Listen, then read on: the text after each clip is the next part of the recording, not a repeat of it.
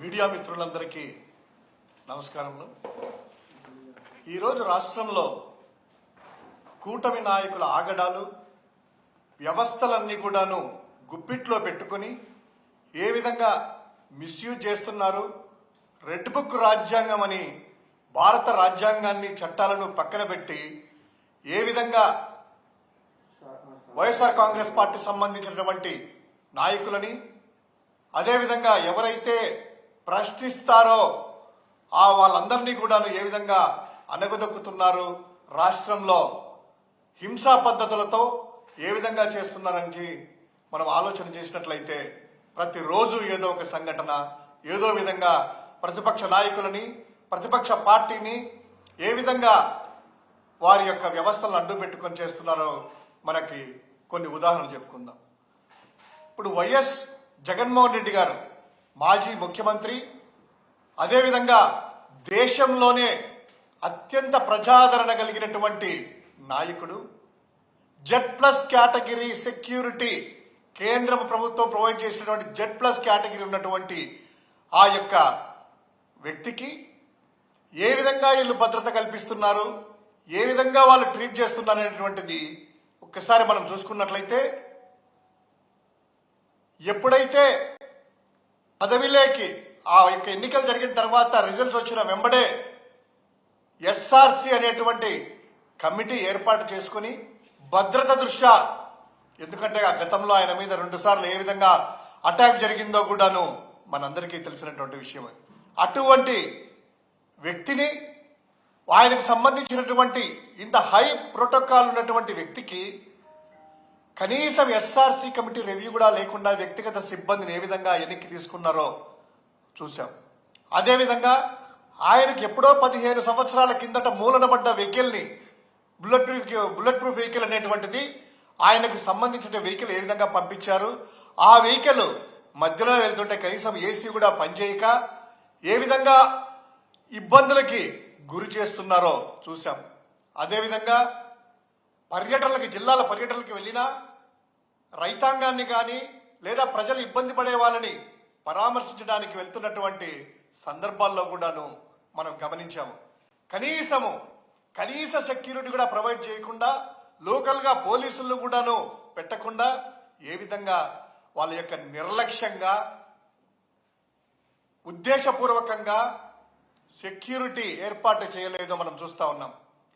గుంటూరు చూసుకున్నాం, ఆ మిర్చి రైతులకి ఇబ్బందులు పడతా ఉంటే వారికి సంబంధించినటువంటి రైతులని పరామర్శించడానికి ఆ యొక్క గుంటూరు మిర్చి యార్డుకి వెళ్తే కనీసం ఒక్క పోలీసును కూడా ఏర్పాటు చేయకోకుండా ఎలా గాలికి వదిలేశారు.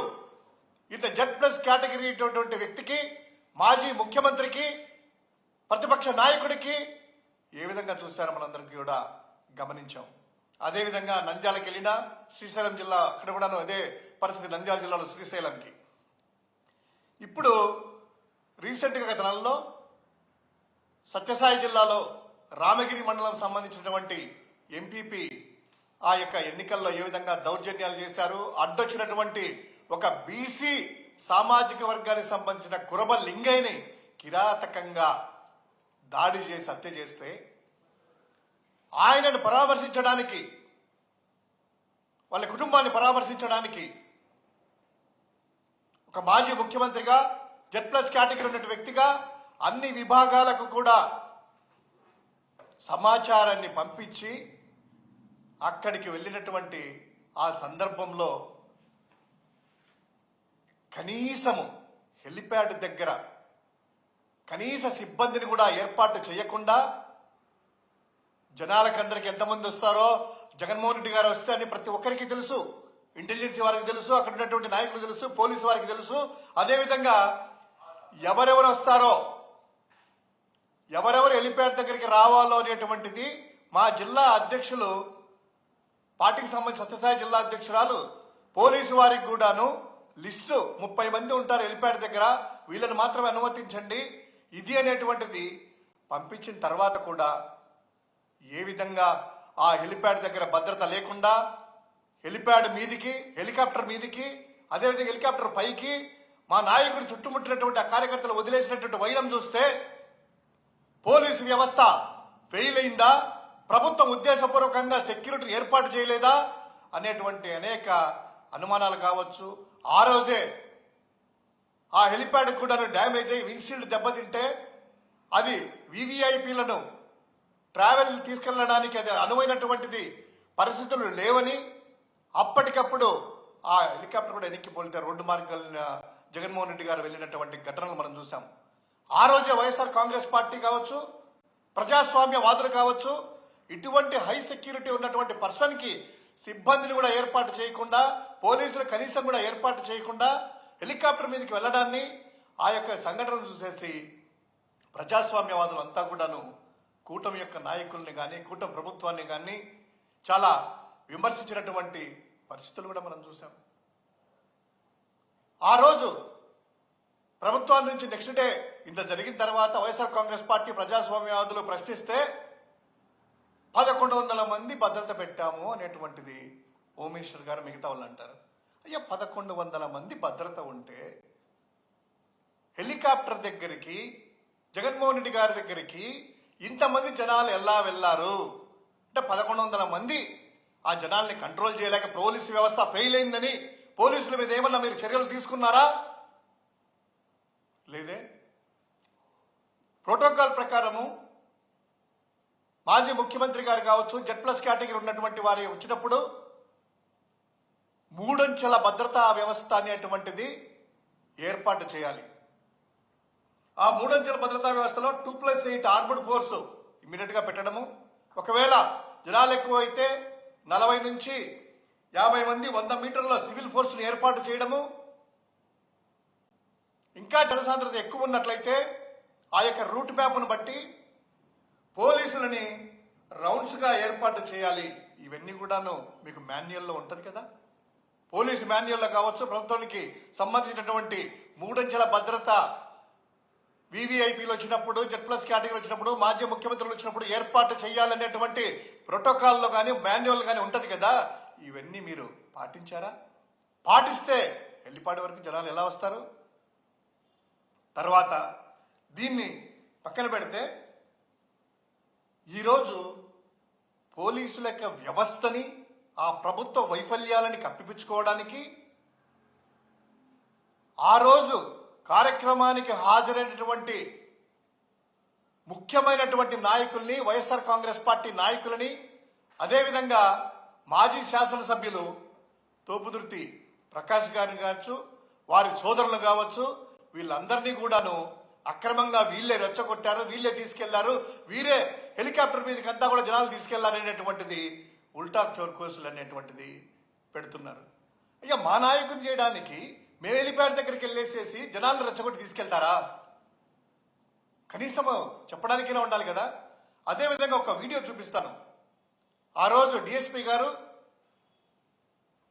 ఆ హెలిప్యాడ్ దగ్గర మన ప్రకాష్ గారిని, మాజీ శాసనసభ్యులు తీసుకొని, అయ్యా ఈ జనాల్ని కంట్రోల్ చేయండి అనేసి వాళ్ళ మైక్ కూడాను హ్యాండ్ మైక్ స్పీకర్ ఆయన చేతికి ఇచ్చేసేసి కంట్రోల్ చేయండి అనేటువంటిది ఆ రోజు చెప్పారు. దాని ప్రకారము ఒక్కసారి ఇది చూడండి.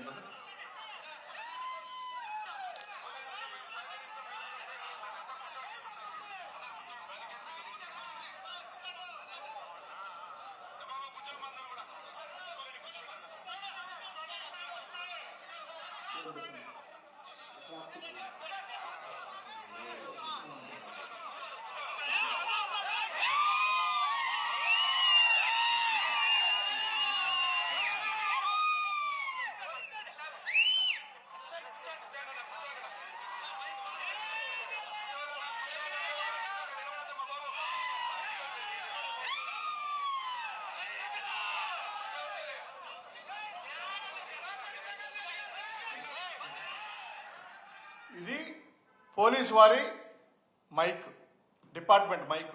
డిఎస్పీ గారే ఈయనకిచ్చి కంట్రోల్ చేయమంటే నా మైక్ తీసుకొని